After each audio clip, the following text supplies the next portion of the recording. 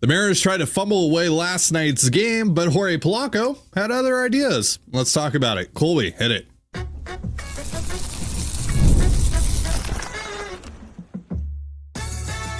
You are Locked On Mariners, your daily Seattle Mariners podcast. Part of the Locked On Podcast Network, your team every day. Ahoy, sailors. It is Tuesday, April 8th, 2025. This is Tidy Gonzalez and Colby Patnode for the Locked On Mariners podcast, part of the Locked On Podcast Network, your team every day. This episode is brought to you by FanDuel. Right now, new customers can get $250 in bonus bets when your first $5 bet wins. And as always, if you want to hear from me and Colby even more and help support the show, you can check out our Patreon. All you have to do to check that out is click the link in the description of this episode. So the Mariners beat the Astros 4-3 last night in dramatic fashion, or well, for the Mariners, normal fashion. We'll go over all of it from Ryan Bliss's homer to Logan Gilbert's start to the weird scene with Gregory Santos and Gabe Spire to Jorge Polanco's heroics and JP Crawford's insane play. There was a lot that happened in this game. We'll also get you set for tonight and tomorrow's game. So we're not particularly sure on who's starting for the Astros. It seems like it's going to be Framber Valdez, but he has been dealing with a sore throat. Apparently there's a bug that's been going around in the Astros clubhouse, so we'll see if maybe something changes on that front. It's going to be Hunter Brown against Luis F. Castillo tomorrow, and obviously Luis Castillo, the one that we all know and love, is starting tonight for the Mariners. So we'll get into those games a little later on, but let's talk about last night's 4-3 win. Colby, just give me your takeaways, initial reaction to the win last night. Sure. Jorge Polanco is really good. Dan Wilson is really bad. Dylan Moore, what are you doing? Yeah. Dylan Moore, great at bat. Yeah. Yeah. Plate appearance, technically. Yeah, whatever. Yeah. Whatever. Because that's the important thing.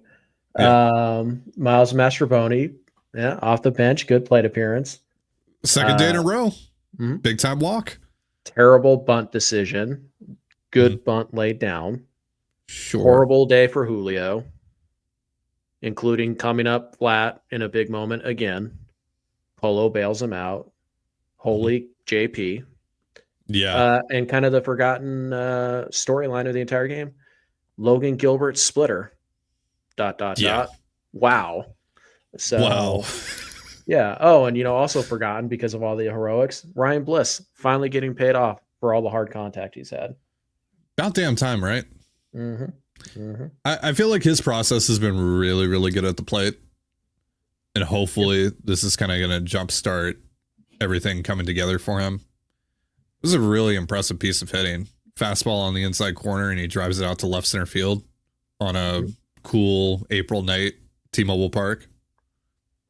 It's impressive. We know he can do this. We know he's got sneaky pop. Everybody loves to talk about it because he's like 5'6", and it's like, oh, you wouldn't expect that type of power. And it's like, I mean, Altuve has that power. Pedroia had that power. Like Mookie Betts is 5'9", 5'10", and 160 pounds. He's got that power. So it's not all that rare anymore. But yeah, like Bliss, as we know, he's going to play really good defense. He can create havoc on the bases. He's got to get on base more, though, in order to do that. And he's got this power. So yeah, Bliss, kind of gets overlooked last night, but it looked for a while like he was going to have the game-winning home run. It just so happened to happen in the 5th inning instead of the 8th or the 9th.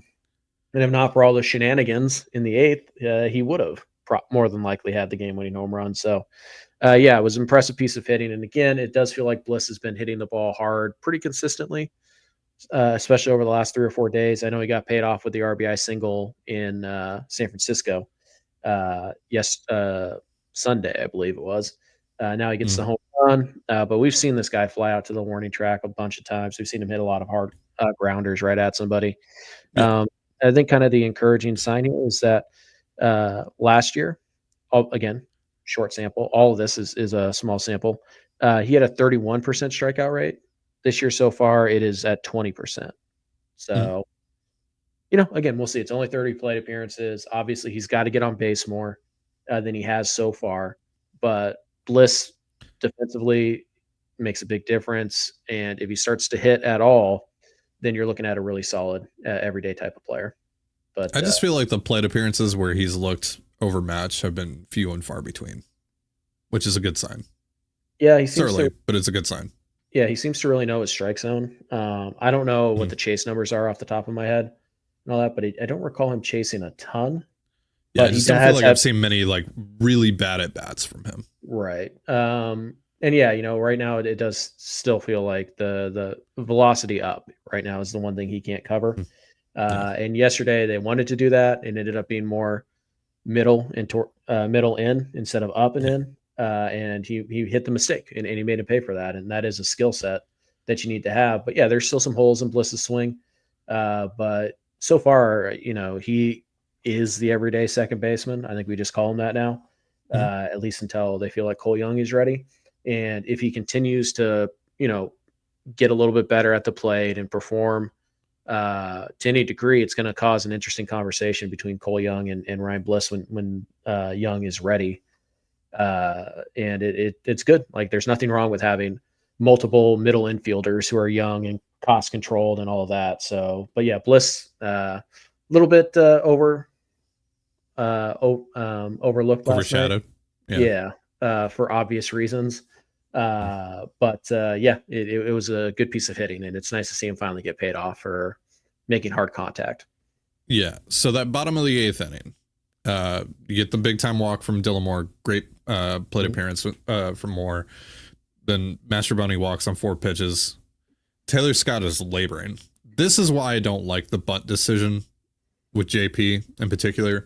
Brian Abreu is warming up in the pen. He's going to face Julio no matter what. Yeah. You got Scott, who's really struggling to throw strikes. I just felt like that bunt let him off the hook.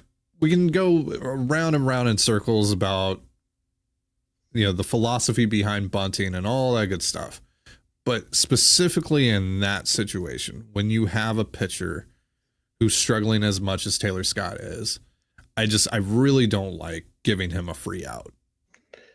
Yeah. I mean, he had a long at bat with Dylan Moore, and then he walked Mastrobuoni on 4 pitches. It's like, can we give JP a strike or a swing to see if he can maybe lift a ball, do some damage?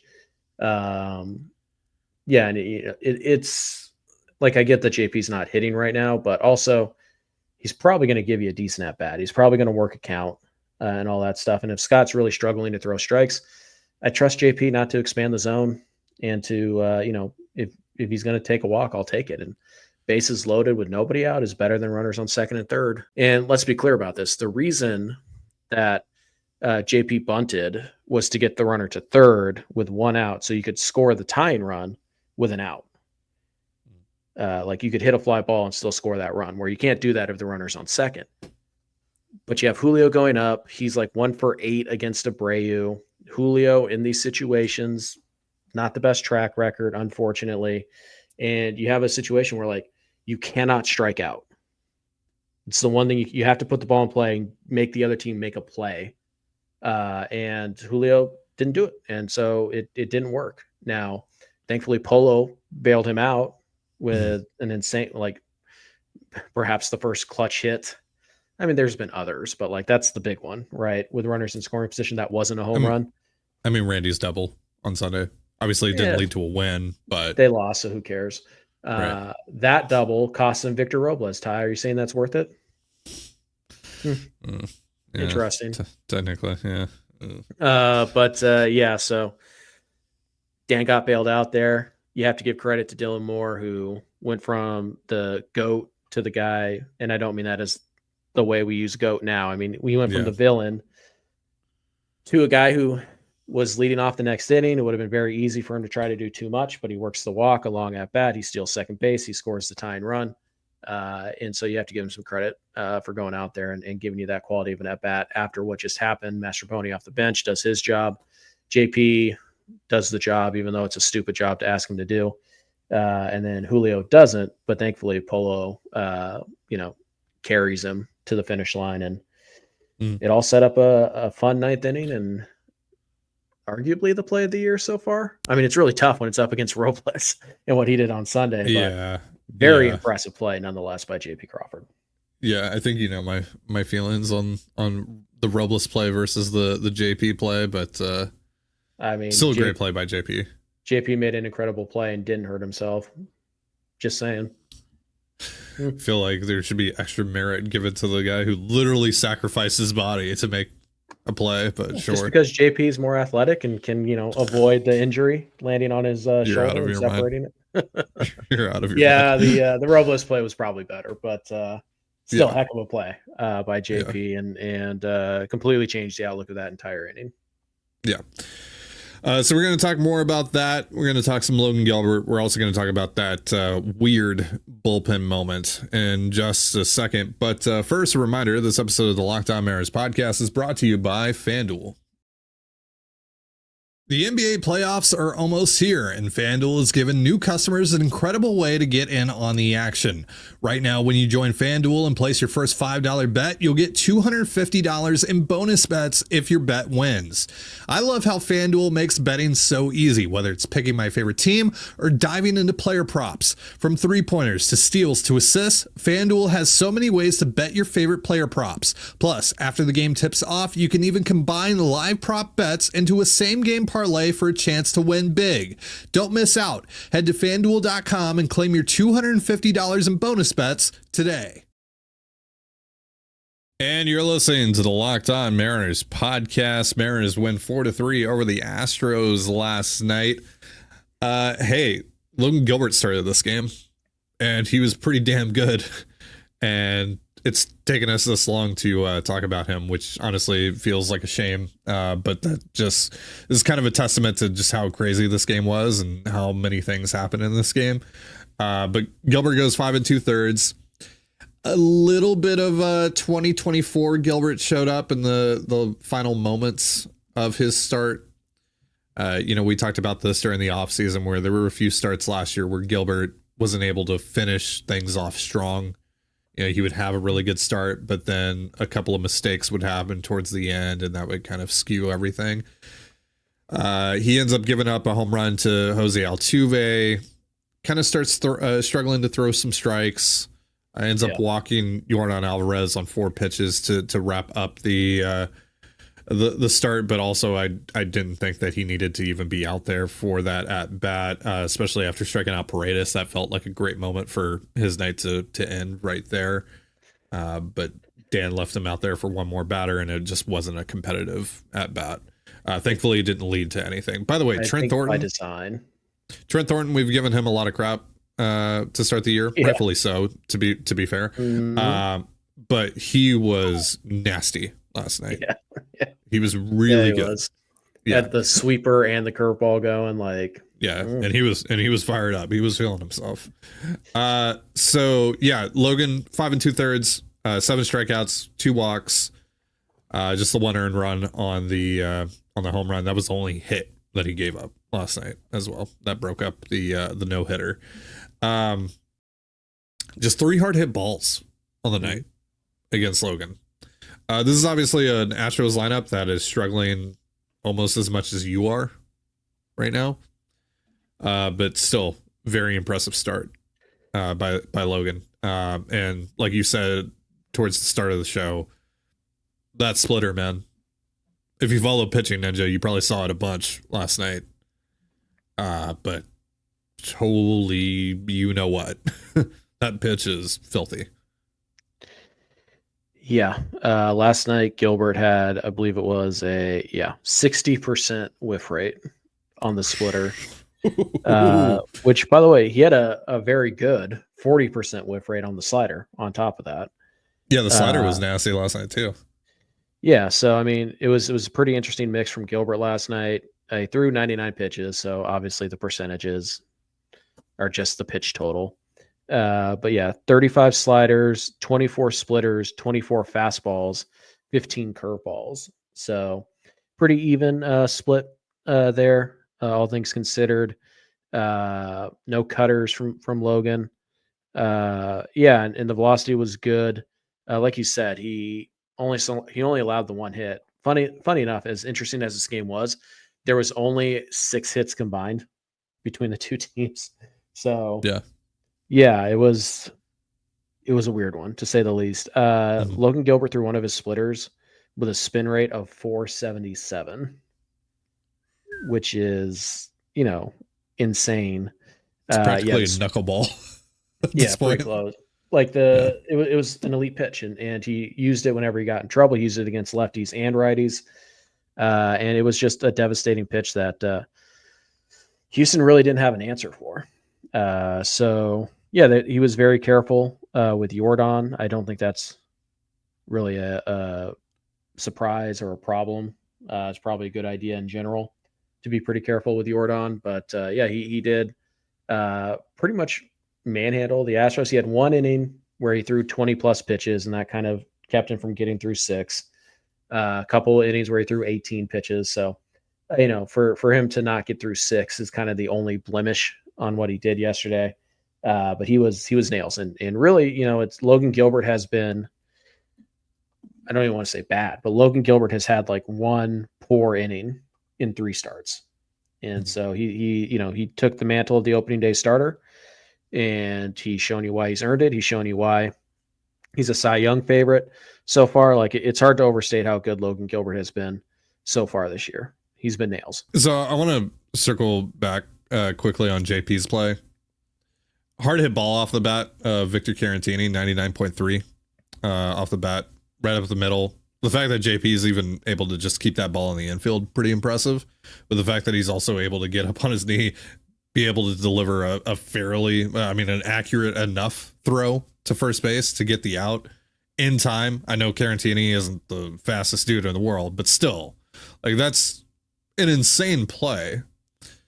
I still think that the play that he made all those years back against the Tigers, I think that's still the best play, but what we saw last night, that's got to be top 2, top 3. It's definitely up there, and it's recent, so it's better than it actually is. So Sure. But yeah, the Candelario play is the signature JP Crawford play. Sure. Yeah, that's still the king. So I've delayed it long enough. I know you have thoughts about it. Let's talk about it. So, top of the 8th inning, Gregory Santos not doing so hot. Ends up getting in a bit of a jam. You got Gabe Spire warming up, and the lineup rolls around to Yordan Alvarez's spot. And you think, okay, there you go. It's going to be Spire against Alvarez, who's terrifying, even though that he's off to a poor start. He's just sitting at $176 right now, but he also walked 3 times last night, including the intentional walk that they wound up deciding to issue him in this inning. But Dan Wilson comes out of the dugout. Game goes to commercial break. All right, Gabe Spire's coming in to face Yordan Alvarez with runners at second and third, 2 outs. Biggest moment of the game. Comes out of commercial break. Gregory Santos is still on the mound. I thought my MLB TV accidentally went back 30 seconds. But Aaron Goldsmith was as perplexed as we all are, which is a common occurrence this year. Goldie hasn't held back his feelings on some of Dan's decisions here in the early going.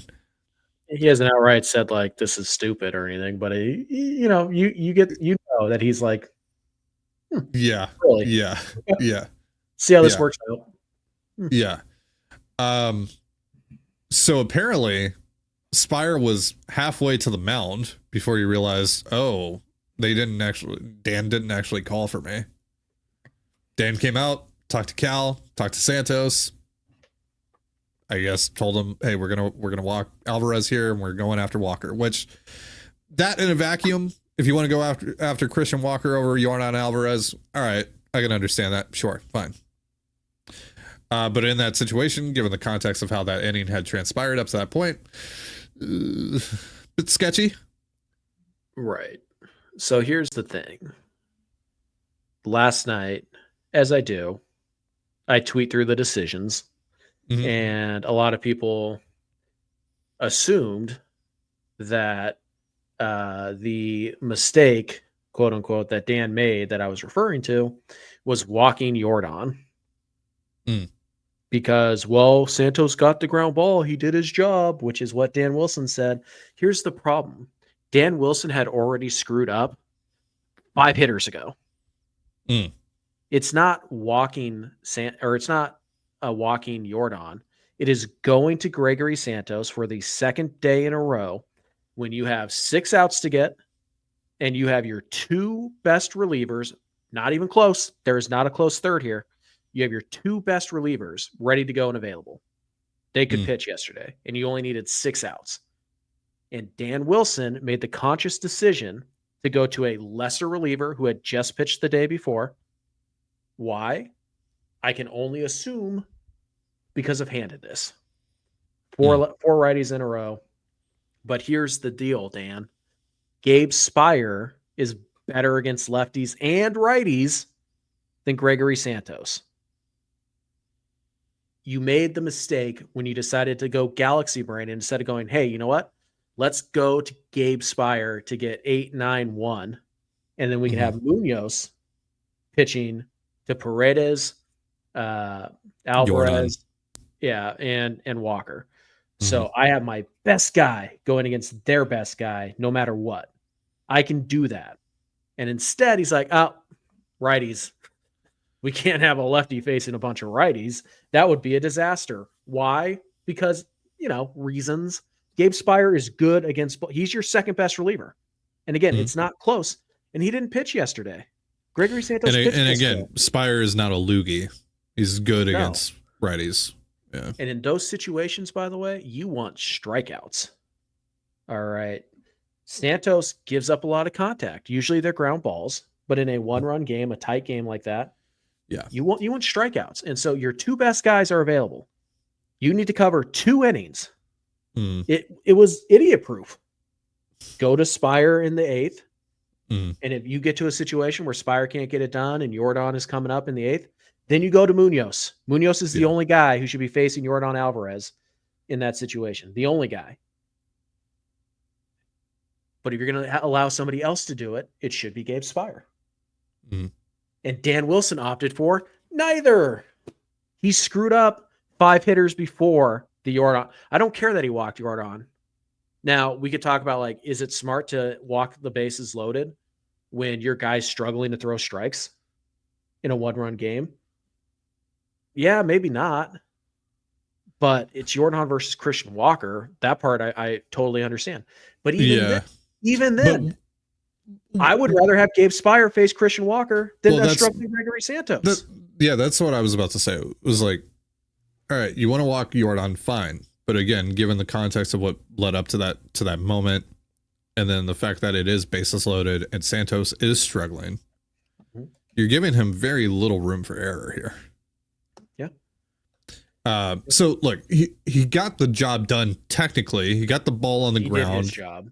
Yes. Yeah. It was Walker hit a ball but Walker hit a ball that should have resulted in an out. Yep. I think Demo is the guy here that's at the most fault. Sure. He didn't come in on the ball. He tried to give ground to it, and then he whiffed for the second time in 3 games on a ball. That's a play that just Dylan Moore has to make in that situation. 100%. The decision by Dan Wilson is still weird, still should be criticized. But in that particular moment, whose fault or the blame ultimately falls on the shoulders of Dylan Moore. So here's the thing. Sometimes being a manager is incredibly easy. And in a situation like last night, again, I need 2 innings. My 2 best relievers are both available and throwing the ball very well right now. They're the same. Wow, this is incredibly simple. I can use my 2 best guys for these last 2 innings to win a game I kind of really need to win because we just got walked off twice in 3 days, and we just got swept. And we're one Dylan Moore homer off of Tarek Skubal away from losing 6 in a row. And this is my division rival. I got to start turning this ship around. And it's like, hey, let's go Gregory Santos because righty versus righty is better, right? No! Best pitcher versus their hitters is best. Always. I don't care how good Christian Walker is against lefties. I don't care how good Jake Myers is against lefties. Gabe Spire's good against right. It's about what your guy does well. And Dan continues to make these weird decisions about handedness and we're more of an innings based type of thing. And it's insane. So forget what happened with Dylan Moore and whether or not the intentional walk was the right call. I don't care about the intentional walk. I could have seen that going either way. I'm fine with whatever decision he made. Sure. It's the decision not to go to your best guy or your second best guy. Yeah. When you only need 2 innings and you have your 2 best guys ready to go. That's what I don't get. Mariners looking for their first series win tonight. Hopefully they're able to clinch that. This is their best opportunity to do so. They got Luis Castillo taking the bump, who's been fantastic to start the year against, it seems like Framber Valdez, but it's not confirmed on the Mariners website, but it seems like it's going to be Framber Valdez.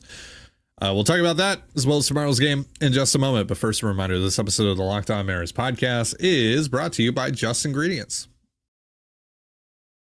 When it comes to fueling your body, quality matters. That's why Just Ingredients is changing the game with clean, high-quality products designed to support better health and peak performance. Just Ingredients offers an NSF-certified line of protein powder, electrolytes, pre-workout, and creatine, all rigorously tested to ensure they're free from substances banned by major athletic organizations. Just Ingredients has also partnered with 2-time MVP Bryce Harper, who trusts their NSF-certified sports line to fuel his training and recovery. I love that Just Ingredients prioritizes wholesome, nourishing ingredients without the artificial junk. Visit justingredients.us and use the promo code LOCKEDONMLB. That's LOCKEDONMLB for 20% off. And for more wellness tips, follow @just.ingredients on Instagram. And you're listening to the Locked On Mariners podcast. So, M's going for their first series win tonight against the Astros. Again, looks like it's going to be Framber Valdez. He's been dealing with like a sore throat. Apparently, there's been a bug going around in Houston's clubhouse. But I believe Chandler Rome, the athletic writer for the Astros, said 2 days ago that it would be Framber tonight. So I'm just going to assume that it's going to be him. Until further notice, even though that it says on the Mariners website right now, TBD against Luis Castillo. But for Luis, coming off of a great start against the Tigers where he went toe-to-toe with Tarek Skubal and straight up outdueled him. That was awesome. He's been fantastic to start the year, truly. And, when you look back on how this offseason transpired with all the trade rumors that Luis was in, now with the context of like the George Kirby injury, it's like, man, where would this team be without Luis Castillo to start this year? So almost like the Mariners were smart to demand a starting pitcher back. Yeah. In any Luis Castillo trade. But Luis is kind of, now it's only been 2 starts. So, but I do wonder if maybe Luis is kind of starting this, mid-career or late career, depending on how you want to look at it, transition into a different type of pitcher. Sure. Because it's sinker slider right now is kind of what he is. And he's getting a ton of ground balls and he's not giving up any hard contact on the sinker in particular. The 4-seamer is not generating as many whiffs. It's still been a pretty good pitch, but he's not generating as many whiffs. We're seeing him down in the zone more than up in the zone. So, is it just, it's a couple starts and this is just how it's worked? Or is this kind of like a transitional period for Luis in his career where he's going to be more of a sinker slider guy and focus on getting deep into games and getting ground balls and soft contact and, still having the stuff to get a strikeout when he needs it. But, it's different. It looks a little different right now for Luis than it did the last 2 years. Again, that might just be a 2-game sample. That might just be matchup. That might just be how it ended up working out. But yeah, it is interesting. Velo's down again, which isn't unusual in April anyways. So, it very well could be the type of game where Luis goes and pitches up in the zone and gets a lot of whiffs on the 4-seamer, and it's 4-seam slider power pitcher Luis Castillo tonight. But first couple starts, it's been, sinker slider and then mixing in a good change up to the lefties. So yeah, it'll be interesting to see what version of Luis Castillo we get tonight, because there may just be a transition happening here, or maybe it's just simply, that's just the way the first 2 games went. So who knows? So the other Luis Castillo taking the bump tomorrow, you're going to see it. You're going to be there in person, ready to watch it all. You stoked? Yeah. Just a reminder, the F does not stand for fun. And what does it stand for, Colby? Or full of possibilities. Yeah. F is The for F stands friends who for do stuff together. the F stands for the likelihood that the Mariners can win that game. So if you want to win this series, you better win tonight. And, thankfully the Mariners do have a really good game plan against Framber traditionally. So, Framber's gotten them, or they've gotten Framber a couple times. Framber's gotten them a couple times. But in general, they have good at-bats. They generate a lot of traffic, and they do fairly well, I mean, against Framber compared to other Cy Young contenders. So mildly optimistic they could scratch together 3 or 4 runs tonight. But tomorrow, I mean, Hunter Brown, it's not even so much Hunter Brown. It's that the Mariners probably have to score 6-7 runs to win tomorrow. And even in the best of circumstances, that's not great, but we'll see. It's baseball. Weird things happen. I mean, the Mariners should have won the last Luis F. Castillo start. Yeah. Thanks in no part to Luis F. Castillo, but they should have won that game. So and by the way, we're doing a post-game show after the game. Our second Luis F. Castillo start to do a post-game show after. Awesome. Yay. Yeah. Can't wait to race back to my confines after that liberating game and your undisclosed location. Yeah, somewhere deep in the Puget Sound. Mm-hmm. And by that I mean literally underwater. It's one of those underwater hotels that you probably see on like Instagram or something. Actually, I will be recording the post game show live from the Ferris wheel. Oh, okay. So I like it. Yeah. Oh, yeah. If I could rent out one stall for like an hour, just over and over again, never have to leave. After the Blue Jays Mariners series, I should do a post game show from the CN Tower on the see-through floor. Go up into Space Needle, be like, "What's going on, guys?" Well, on that note, we're dealing with some technical difficulties. My internet's trying to abruptly end this recording, so we're just gonna not tempt fate here, and we're gonna wrap. So yeah, that's gonna do it for our show. That base. That's right. Thank you so much for joining us here on the Locked On Mariners podcast. For Colby Patnode, I'm Titan Gonzalez. Be sure to give us a follow on Twitter at LO_Mariners. You can follow me at Titan Gonzalez and Colby at CPAT11. That's CPAT11. We're also on Blue Sky. You can follow me at TDG, Colby at MLB Colby, and the show at Locked On Mariners. Have yourself a beautiful baseball day, and we'll see you next time. Peace.